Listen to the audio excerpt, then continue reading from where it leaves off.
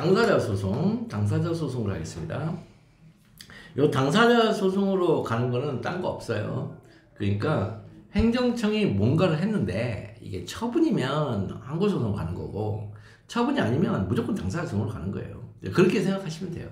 근데 이제 문제는 그 처분이 아닌데 판례가 두 개로 나온다는 거 아시죠? 그 사경제 주체로서 하는 거.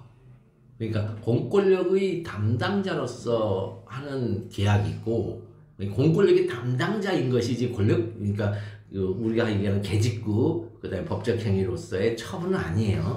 공권력의 담당자하고 그다음에 사경제의 주체로서 하는 거하고 이 두 개로 이제 나누면서 공권력의 담당자로 하면은 당사자 소송이고 사경제의 주체로 하면은 민사소송이다 이제 그런 겁니다. 형식 당사자 소송 한번 보겠습니다. 마지막 줄에 토지 소유자 C가 보상금을 증액받게 하여 거쳐야 하는 절차다. 증액. 근데 요거를 시험 문제 참 냈어. 2013년. 최근에 안 나옵니다. 이거 안 나오는데 한번 볼게요. 앞부분에 토지 소유자 C가 협의에 불응했다. 자, 이 협의 이거 협의 취득이라 하는 건데요. 이 협의 취득에 이제 불응을 하면 비로소 결렬이 되면 비로소 이제 광역시장 갑이 이게 사업시행자이거든요. 이 사업시행자는 관할지방토지수용위원회 재결을 신청할 수 있습니다. 편면적 신청입니다. 만약에 이 광역시장 갑이 신청을 안 하잖아요. 재결 신청을. 그러면 이 토지 소유자 C는 재결 신청 청구권이 있습니다. 그래서 수용 재결을 받고 보상금을 공탁했습니다. 재결 신청해서 수용 재결 받고 보상금 공탁했어요. 이 보상금 공탁 제도는요, 알박기 방지 제도예요. 우리나라에 있어요. 중국이 없습니다. 그래서 중국에 가끔 그 쇼츠 보면 그 고속도로 인터체인지에 무슨 집이 한 채가 올라가 있고, 나 진짜 너무 놀라가지고. 근데 집이 무슨 공중으로 한 5m 위에 있어요. 뭐냐면 5m를 파버린 거예요. 네 한번 당해봐라. 그러니까 그 집이 그 맹지 중에 맹지인 거예요. 근데 그 와중에 거기에 자동차가 올라가 있는 거 깜짝 놀랐어요. 어떻게 내려오지? 이거 못 내려오는 거죠. 그 상태 그대로 올라가 버린 거죠. 그게. 자, 물어보는 문제 가지고 한번 풀어보겠습니다. 토지 소유자 C가 보상금을 증액받기에 거쳐야 하는 절차라고 있습니다. 절차 관련해 첫째, 자, 이의 신청이 있고요. 이의 신청이 있고 두 번째 행정소송이 있는데요. 문제는 이의 신청이 이게 특별법상의 행정심판이라는 거예요. 특별법상 행정심판이고요. 자, 그럼 이의 신청 한번 볼게요. 토지보상법 83조 법만 잘 찾으면 되는 거예요. 법만 잘 찾으면 그냥 점수예요. 재결의 이의가 있는 자 34조는 뭐냐면요, 수용재결이에요. 수용재결의 이의가 있는 자는, 그럼 이의가 있는 자가 제기하는 걸 이의재결이라고 그래요. 이거 해당 지방토지 수용위원회를 이제 거쳐서 중앙토지수용위원회 이의를 신청할 수 있다. 그런데 자, 이의 신청은 재결서의 정보를 받은 날부터 30일 이내 해야 돼요. 자, 재결서가 뭐냐면요, 이거 맨날 있잖아요. 행정심판만 생각하시거든요. 위원회에서 나온 처분서를 재결서라고 그래요. 그러면 지방토지수용위원회에서도 재결서 나오네요. 그 다음에 중앙토지수용위원회에서도 재결서 나오네요. 그러면 지방토지수용위원회에서 나온 재결을 뭐라 하죠? 우리가 최초의 재결이기 때문에 이걸 처분이랍니다. 이 수용재결을. 그 다음에 중앙토지수용위원회에서 나온 이의재결은요, 행정심판이 되는 겁니다. 근데 둘 다 재결서 정보를 말합니다. 그래서 임의적 전심 절차입니다. 근데 자, 이 임의적 전심 절차 이렇게 말을 썼는데 이렇게 이제 우리가 표현을 하는 이유는 뭐냐면 그 행정심판법 54조인가요? 한번 봐볼까? 행정심판법. 행정심판법을 찾아보겠습니다. 어디 보자. 어디 갔느냐.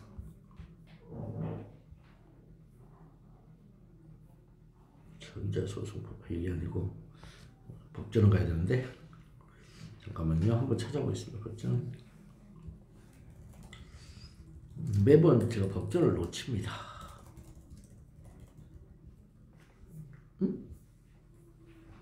여기 국가법령정보센터 여기입니다. 여기 보면 행정심판법, 행정소송, 행정심판법 보면, 그러니까 우리는 뭐죠? 이론이 없어요. 이론이 없고 언제나 법률로 찾는 거죠. 행정심판법 보면은 자, 이게 50 몇 조. 보면, 자, 54조, 53조, 여기 51조요. 51조에 뭐라고 나왔냐면, 심판 청구에 대한 재결이 있으면, 그 재결하고, 그 다음에 그 재결을 처리했던 같은 처분, 부작위, 소송, 이제 재결의 대상이죠. 이 재결의 대상에 대하여 다시 행정심판 청구할 수 없어요. 그렇죠? 그러면 이걸 이렇게 돼 있는데 이의 신청이 있는데요. 어떤 법을 봤더니 행정심판도 가능하고 행정소송도 가능하다 이런 법률이 나와버렸어요. 그러면 이 이의 신청은 있잖아요. 행정심판이 아니죠. 왜? 뒤에 행정심판이 가능하니까. 그러면 행정심판은 제기를 못해. 행정심판이잖아요. 다시 제기하지 못하니까. 그런데 다시 제기할 수 있어요. 그럼 이건 행정심판이 아닌 거죠. 이걸로 푸는 거예요. 그래서 법조문으로 푸는 거예요. 행정심판이 아니라는. 근데 여기 이의제결 있죠. 이 이의제결은 뒤에 행정심판을 제기하지 말고 행정소송을 제기하라고 했어요. 법조문으로. 아예 법으로. 그래서 이게 임의적 전심 절차가 되는 겁니다. 이론이 아닙니다. 이론이 아니에요.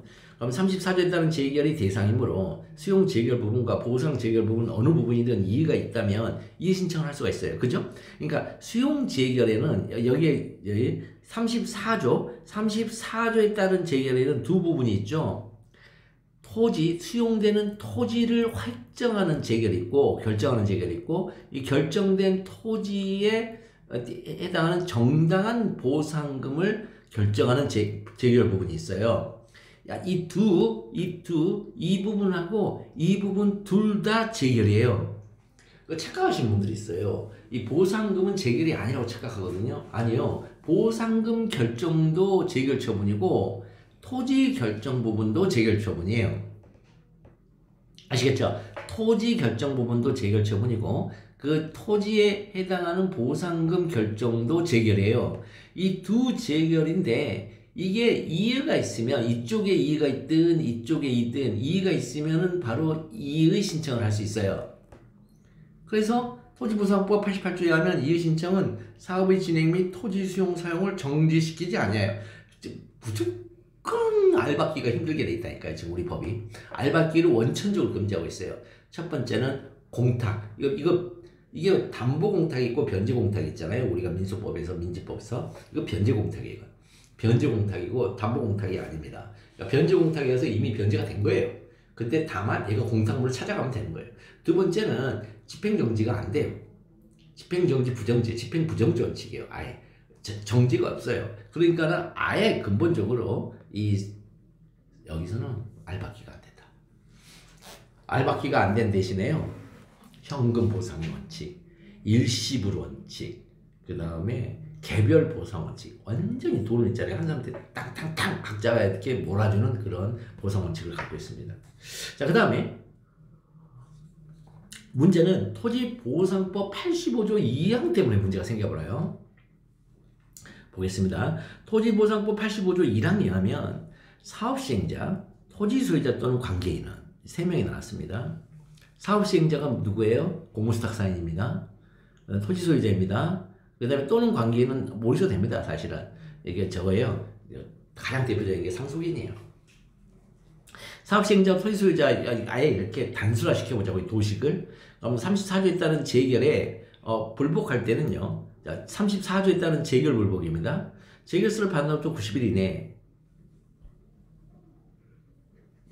그 다음에 이의 신청을 거쳤을 때는 이의 신청에 대한 재결서를 받은 날부터 60일 이내. 보십시오. 이의 신청 있잖아요. 다시 행정심판 거치를 안 합니다. 각각 행정소송을 제기할 수 있다고 합니다. 그죠? 여기서 각각이란 말은 무슨 얘기냐면 각각이라면 두 개를 말하죠. 자, 수용 재결을 받을 때는 수용 재결서를 받는 날부터 90일 이내에 행정소송 제기하고 이의 재결을 거쳤을 때에는 이의 신청에 대한 재결서를 받는 날부터 90일 이내에 행정소송 각각 제기해라 이런 뜻이에요. 그 다음에 이 경우 사업시행자는 행정소송을 제기하기 전에 84조에 따른 늘어난 보상금을 공탁해야 되고 보상금을 받을 자는 공탁된 보상금을 소송이 종결될 때까지 수령할 수가 없어요. 그 대신 변제는 지금 임의적으로 돼 있는 상태예요.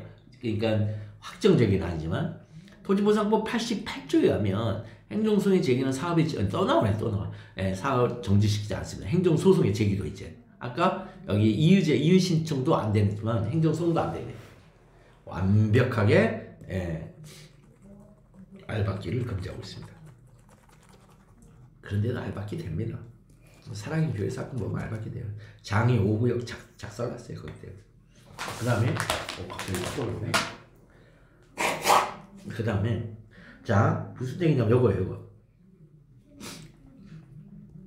자 보상금 불복.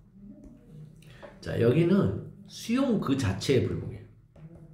보상금이 아니고 아까 수용 재결이 내 땅은 아니야 이 부분이 있고 내 땅은 되는데 돈이 아니야 이런 파트가 있어요. 이게 두 파트가 있어요. 그러니까 내 땅이 거기 들어간 것은 문제가 있다 라는 불복이 있고 내 땅 들어간 건 돼. 그거 들어간 건 맞는데 야, 돈이 너무 적어. 돈이 아니야 라고 불복하는 게 있어요. 두 개가 불복이 있어요. 그럼 우리 판례가 뭐라냐면 내 땅이 아니야 라고 할 때만 어디로 가라? 85조 1항에 취소소송으로 가래요. 이때만 항고소송으로 가래요. 수용재결 취소소송으로 가래요. 그런데 돈이 아니야 그러면 85조 2항에 의하면 1항에 따라 제기하려는 행정소송. 자, 다 행정소송이죠. 그러니까 여기다 1항에는 각각 행정소송을 제기할 수 있다고 했어요. 그러니까 행정소송에는 항고소송도 있고 당사자 소송도 있어요. 그죠? 항고소송과 당사자 소송이 있어요. 그러니까 2항에 의해서 당사자 소송으로 보상금 증명하는 소송인 경우에는 그 소송을 제기하는 자가 토지 소유자 관계일 때는 사업시행자를 대상으로 하고 피고를 하고 사업시행자가 원고일 때는 토지 소유자 관계에는 각각 피고를 한다고 해요. 이건요. 둘 다 당사자들이잖아요. 토지 소유자 사업시행자는 둘 다 당사자잖아요. 사업시행자가 뭐예요? 우월적 지위에 있는 자가 아닙니다. 지금 둘 다 당사자예요. 그래서 당사자성이 된 거예요. 지금요. 그렇게 됐고 그러면 이제 2항 때문에 1항을 다시 해석을 해낼 수가 있어요. 당사자 소송으로 요 파트가 나가버리니까 결국 남아있는 건 요 파트밖에 남아있지 않게 된다. 요 파트. 그래서 요 파트에 대해서 수용재결 취소송을 제기한다. 요 파트에 대해서만. 이 돈 파트, 돈을 결정하는 이것도 처분이란 말이죠. 보상금 재결도 처분이나 보상금 파트 재결을 하죠. 이거를 수용 재결 중에 여기도 되는데 이거는 당사자 소송 가라. 그러면 이제 지금 돈을 지금 잘못 결정했다라고 지금 따지는 거 아니에요. 이 잘못은 위법성이 있는 거죠. 이 결정에 위법성이 있는 걸 지금 따지고 있어요. 지금 무슨 얘기입니까? 수용 재결의 위법성을 따지고 있잖아요. 보상금 파트도 수용 재결이고 거기에 잘못 결정했으니까 수용 재결이라는 처분의 위법성을 지금 다투고 있잖아요. 근데 처분의 위법성을 어디서 다투어요? 본안에서 다투어요. 본안에서 다투는 건 돈의 액수의 많고 적음을 다투는 게 아니라 그 돈이 결정된 데에 위법이 있다라는 위법성을 다투고 있어요. 그럼 위법성을 다투고 있으면 원래 뭘로 다투어야 되냐면 항고소송으로 다투어야 되잖아요. 그런데 당사자소송으로 다투고 있잖아요. 그럼 내용이 안 맞잖아요. 그래서 형식적이죠. 내용이 안 맞아요. 그래서 이를 형식적 당사자소송이라 한다. 형식적 당사자 소송은요. 첫 번째 돈 내놔라 하는 이행소송하고 보상금 처분이 위법하다라는 확인소송을 다 갖고 있어요. 그래서 이거를 뭐라 하냐? 이행소송이라 그래요. 아니 확인받은 후 이행이거든요. 지금 확인받은 후 이행이에요. 그러니까 이행소송이에요. 결론적으로. 근데 여기다 확인소송을 왜 넣었을까요? 이거는요. 처분의 위법을 확인한다는 뜻에서 확인이에요. 처분의 위법을 확인하는 뜻에서 확인이에요. 그러니까 무슨 얘기냐면은 네가 채무를 불이행하고 있는 게 위법이야. 그러니 손해배상액으로 돈 내놔라. 이러면은 이행소송이에요. 그냥. 근데 지금 그러면 거기는 이제 그 성질이 그대로 동일하게 쭉 이어지는 거잖아요. 계약 그러니까 권리 의무 관계를 따져보는 거잖아요. 그런데 여기는 형식적 당사자는 권리 의무 관계가 아니에요. 처분이 잘못됐다라고 확인을 받은 다음에 그런 다음에 너 돈 내놔 하면서 이행소송 간다. 그러니까 조금 독특해요.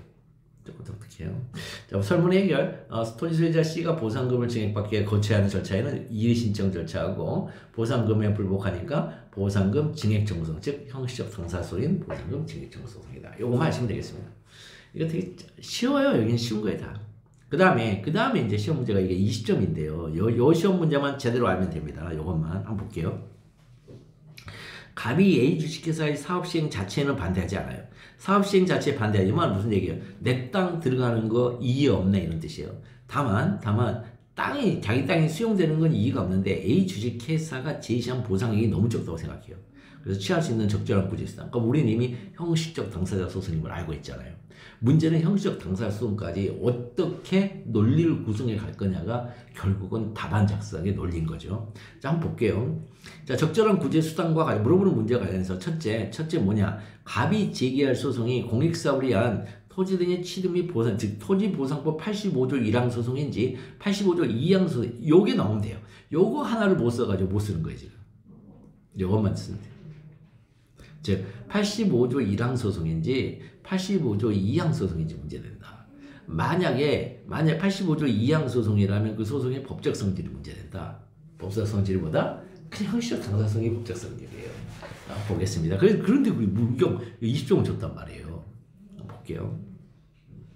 갑이 제기할 소송이 공익사업에 대한 토지 등의 공익사업의 취득 및 보상에 관한 법률인데 소송이 토지보상법 85조 1항 소송인지 토지보상 85조 2항 소송인지 판례가 뭐라고 하냐면요. 옛날 토지법 72조였어요. 자, 사용하는 토지의 매수 청구권. 자, 토지보상법 74조 1항에 정한 잔여지 수용 청구권. 이게 뭔지 아시나요? 자, 무슨 얘기냐면 사용하는 토지의 매수 청구권 이게 뭐냐면요. 자, 뉴타운 만약에 하잖아요. 그러면 어떤 지구를 개발하기 위해서는 그 안에서 이루어지는 게 아니고 밖에서 건설 자재가 안으로 투입이 되는 거죠. 그럼 건설 자재가 투입이 되려면 뭐가 있어야 되냐면 도로가 있어야 돼요. 근데 이 도로를 있잖아요. 남의 논을 막 가로질러 갑니다. 그게 바로 사용하는 토지의 매수청구입니다. 그게 네가 거기 단정 가지고 내 논 작살났어. 네가 지금 사용하고 있으니까 매수해줘. 이렇게 한 거예요. 사용한 토지의 매수 청구권이고, 그 다음에 잔여지 수용 청구는 뭐냐면 수용을 청구하는 건데 이 내 땅을 전부 다 수용한 게 아니고 내 땅의 반, 2분의 1 혹은 4분의 3을 뚝 떼어서 수용이 돼버린 거예요. 그랬더니 내가 종래 그 땅에서 사용했던 목적대로 사용을 못하는 거예요. 그러니까 나한테는 뭐가 없어요? 내 주관적 가치하면 필요가 없는 거예요. 경제적 가치로도. 그래서 수용해달라 이렇게 하는 거예요. 그럼 여기도 다 뭐로 되어 있냐면 매수 청구권, 수용 청구권, 즉 행위 청구권으로 나와 있어요. 채권으로 되어 있죠. 그런데 문제는 손실보상의 일환으로 지금 이게 헌법에 의해서 토지소유자에게 부여된 권리예요. 손실보상의 일환이란 말이죠. 그럼 손실보상의 일환으로 했다는 얘기는 이 청구권을 행사하는 그 즉시 손실보상액이 산정될 수밖에 없는 상황이라는 거예요. 따라서 그 청구에 하여 뭐한다? 이미 땅은 믿게 됐다 이런 뜻이에요. 수용 효과가 생기는 형성권의 성질을 지닙니다. 그러면 지금 이 토지 소유자 입장에서는 한번 볼게요. 이 판례 입장을 볼게요. 이 사용하는 토지의 매수 청구를 토지 소유자가 하고 있죠. 야, 내 땅 갖고 가. 잔여지 수용 청구도 야, 내 땅 갖고 가. 이렇게 하고 있죠. 그럼 이 토지 소유자 입장에서는 이 땅이 수용되는 데 대해서 이의가 있나요? 없나요? 이의가 없지요. 오로지 뭐만 달라는 거예요? 돈 달라는 거죠. 근데 문제는 그 돈이 기존의 수용 재결에서 지금 산정이 안 돼 있죠. 산정이 안 돼 있으니까 지금 문제인 거죠. 그래서 그게 뭐죠? 네. 그래서 당사자 소송 간다고 그래, 판례가. 근데 문제가 중간에 뭐가 있냐면, 토지 소유자의 토지 수용 청구를 받아들이지 않은 토지 수용인의 재결이 나옵니다. 지금 이 매수 청구를 누구한테 하냐면, 협의 전에는 사업 시행자한테 합니다. 그리고 협의가 결렬되면 토지 수용위원회 합니다. 이 매수 청구를. 그렇게 매수 청구를 토지 수용위원회 하면 토지 수용위원회가 뭐냐면요. 야, 그 땅은 수용의 대상이 아니야.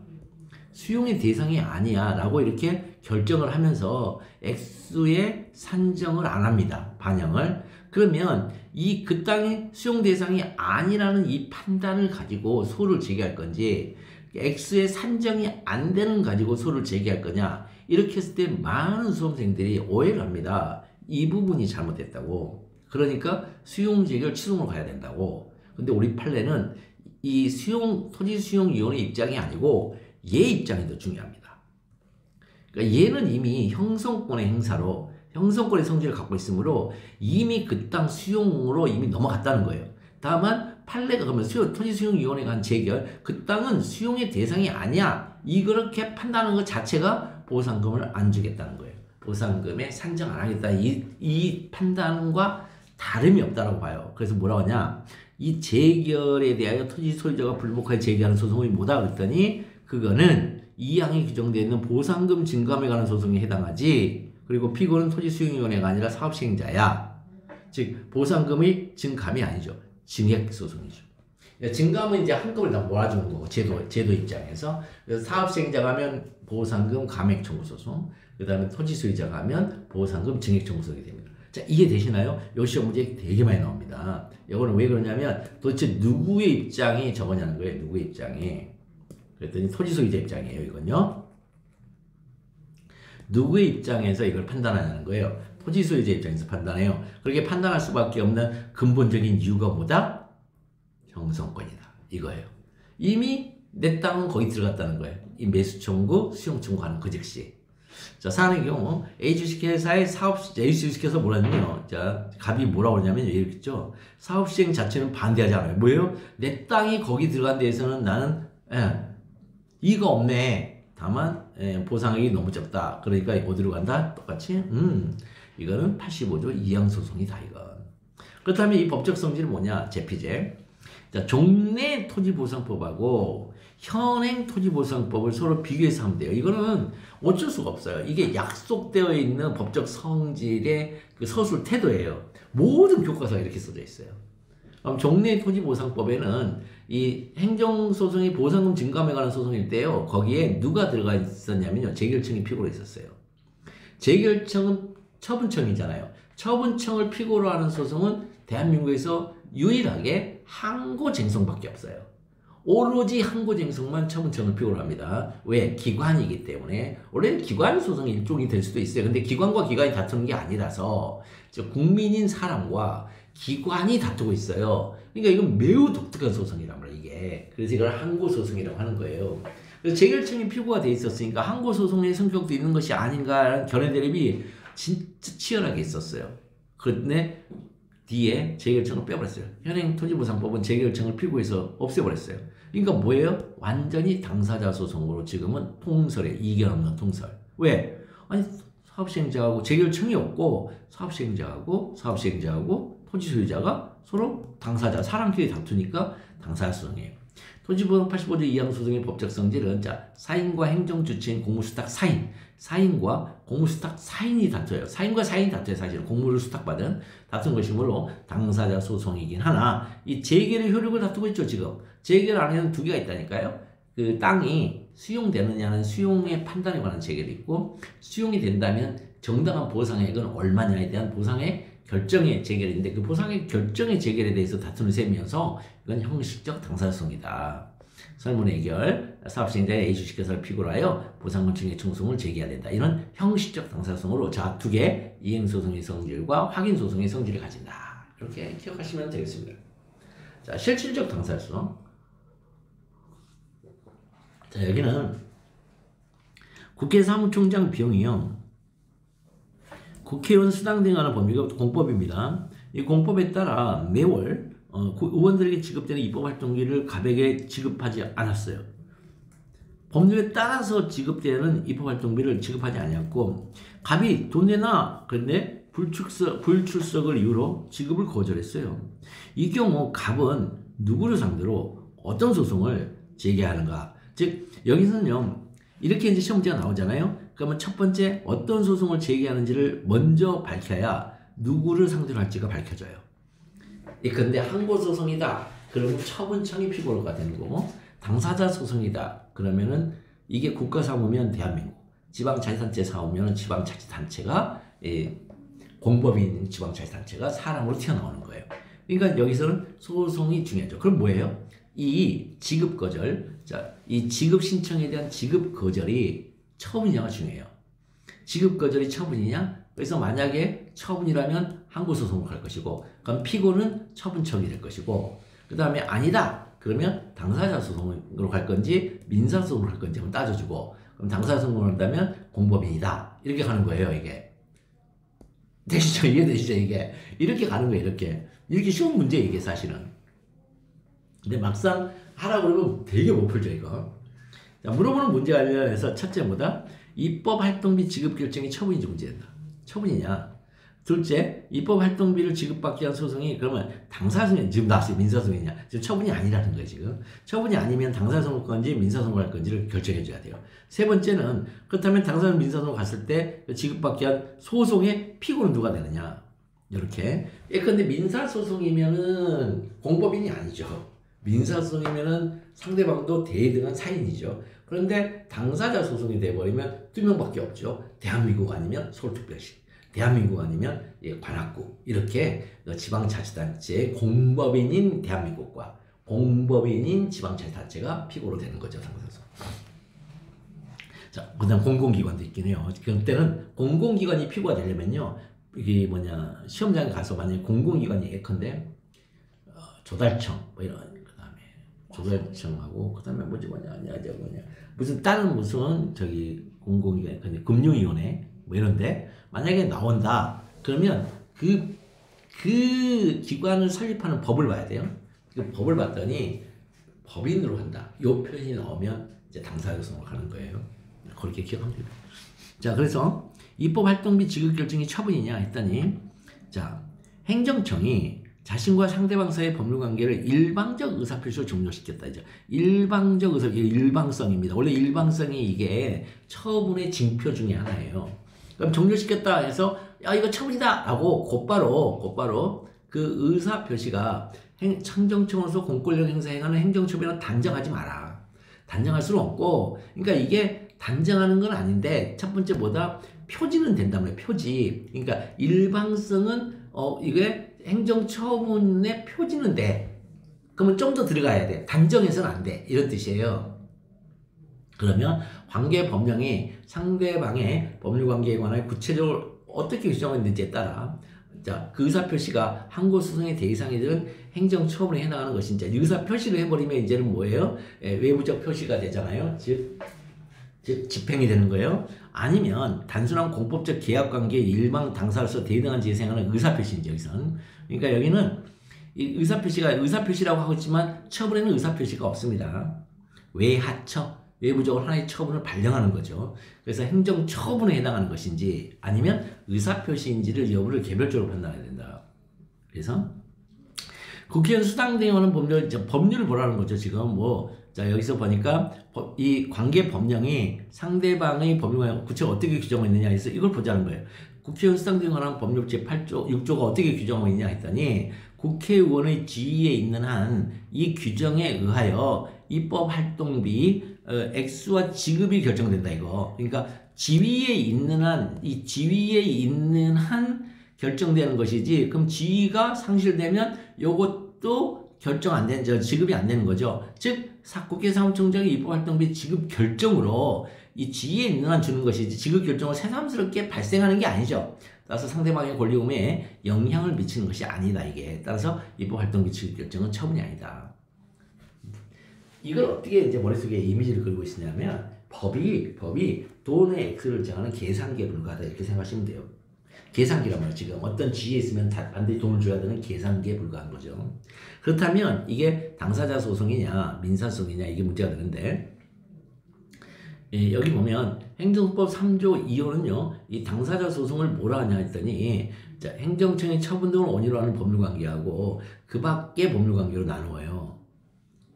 그래서 이 2호는, 자, 당사자 행정처분 처분 원인으로 하는 법률관계는 처분 등에 의하여 발생 변경 소멸된 법률관계예요. 가장 대표적인 게 뭐예요? 가장 대표적인 게 이게 바로 부당이득 반환청구 소송이에요. 그다음에 반환 청구, 그다음에 국가배상 청구 소송. 이게 생유죄 처분을 원인으로 하는 법률 관계예요. 그다음에 그 밖의 법률 관계는요, 나머지 전체예요. 따라서 처분 등을 원인으로 하지 않은 공법이 규율하는 법률 관계인데, 이 공법이 규율하는 법률 관계 중에 그 밖의 공법상의 법률 관계 대표적인 게 뭐냐? 대표적인 게 그거예요. 그 조합 결의요. 조합 설립결의 있죠, 설립결의. 이 설립결의는 요건에 불과해서 쏙 들어가 버려요. 그래서 그거는 별도로 밖으로 빼내면 절차에 불과하기 때문에 조합 설립 인가 절차의 하나에 해당하기 때문에 그때는 그 밖의 공법상의 법률관계에 해당하는 거예요, 그게. 그래서 시험 문제 많이 나요, 그게. 그럼 민사소송과 당사소송은 양자 모두 당사자의 대등한 존재를 전제로 하는 건 틀림이 없다. 대등성을 전제로 하는데, 근데 일방성의 대등성이거든요. 그래서 일방성의 대등성이면 또 민법에 일방적 상대가 없는 단독행위도 있단 말이에요. 그러니까 그것도 있을 수 있기 때문에 이건 물음표라는 거예요. 그래서 공권의 행사 자체를 다투는 것이 아니라는 점에서는 동일해 둘 다. 그러나 당사자 소송은 그 대상의 법률관계가 공법상의 법률관계이고, 민사소송은 사법상의 법률관계를 그 대상하는 점에서 구별된다. 근데 공법상의 법률관계일지라도 아까 판례가 봤다시피 공권력의 주체의 지위에서 행하는 거냐, 아니면 사법상 그 지위에서 행하는 거냐, 즉 사경제의 주체에서 행하는, 그것도 또 나온단 말이에요. 참 힘듭니다. 자, 국회의원과 국가사의 법률관계는 공법상 법률관계가 맞다. 이렇게 하나씩 아니고 찾아보자고요. 국회의원하고 국가 사이의 법률관계는 공법상 법률관계가 맞죠. 두 번째, 입법활동비를 어느 법이니까 인정할 거는 국회의원 수당 등에 관한 법률에 따라 확정된다, 이건. 즉, 그 입법활동비를 어느 법이니까, 즉 돈의 액수, 입법활동비 어느 법이니까 이제 액수가 얼마냐, 입법활동비 액수가 얼마냐는 것은 국회의원 수당 등에 관한 법률에 따라 뭐예요, 이건? 계산기 불가하다, 지금. 그 다음에 국회의원 수당 등에 관한 법률 제6조를 봤더니 갑에게 지급되는 입법활동비는 국회의원의 입법 기초자료 수집 연구 등 입법활동을 위하여 지급된다. 목적이 뭐예요? 목적이 공익목적이죠. 따라서 단순한 사인 간의 금전 지급 의무, 단순한 사인 간의 금전 지급 의무, 이게 뭐예요? 이거요? 사익 목적.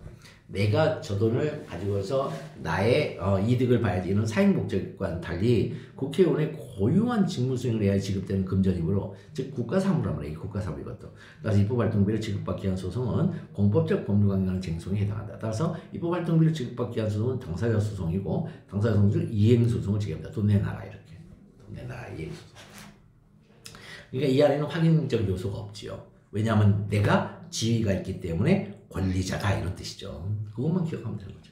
입법활동비 지급받기 위한 소송의 피고, 그래서 당사자 소송은요, 자, 국가, 공공단체, 그 밖의 권리주체를 피고를 하죠. 그러면 국회의원은 국가의 입법권을 행사하는 지위에 있으니까 당사자 상대방은 국회의원이 소속된 국가이죠. 그러니까 오해요, 우리나라. 대한민국이 답입니다. 국가라고 쓰면 답 아닙니다. 소속되니까 대한민국이 답입니다. 피고는. 이거 보려고 시험 문제 내거든요. 입법활동비를 지급받기 위한 소송은 당사자 소송이다. 입법활동비를 지급받기 위한 소송의 피고는 대한민국이다. 이렇게 되어 있습니다. 그 다음에 손실보상 규정이 있는 경우입니다. 자, 그래서 손실보상 규정이 있을 때는 그냥 따라가시면 됩니다. 이건 특별한 게 없습니다. 그냥 이건 넘어가겠습니다. 이건요. 알 거예요. 아는 거니까 한번 넘어가 보겠습니다. 이건 코로나 때문에 좀 의미 있었었는데, 조금 쉬었다가 그러면 이제 기관소송 하겠습니다. 이제는 기관소송, 민중소송 하면 이제 끝납니다. 기관소송 보겠습니다. 좀 이따.